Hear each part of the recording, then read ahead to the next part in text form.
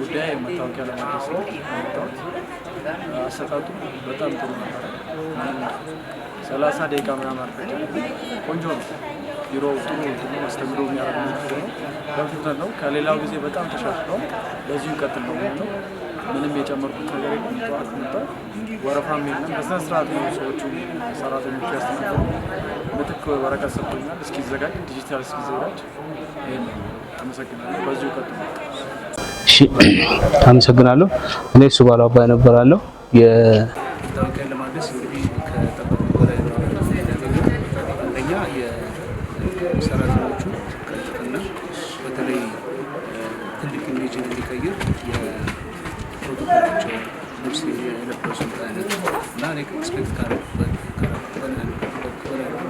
ውስጥ ገባ ደግሞ የነበረው አከባበር በተለይ ሴቶቹ በር ላይ ዴስክ ላይ ሆነው መንገድ ብለው ተቀብለውኝ እዛ ዶክመንቴን ውስጥ በአጭር ጊዜ ውስጥ ዶክመንቴን ተቀብለው አውጥተው የሚፈልገውን ዶክመንት ቀጥረውኝ የሚፈልገውን መታወቂያ ለማድረስ ቀጥረውኝ በነጋታው መጥቻለሁ።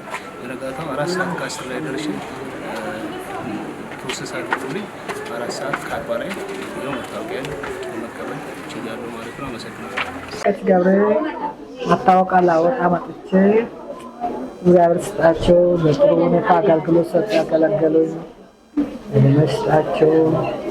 አልተንገላተትኩትም እና በጥሩ ሁኔታ ሸኙኝ።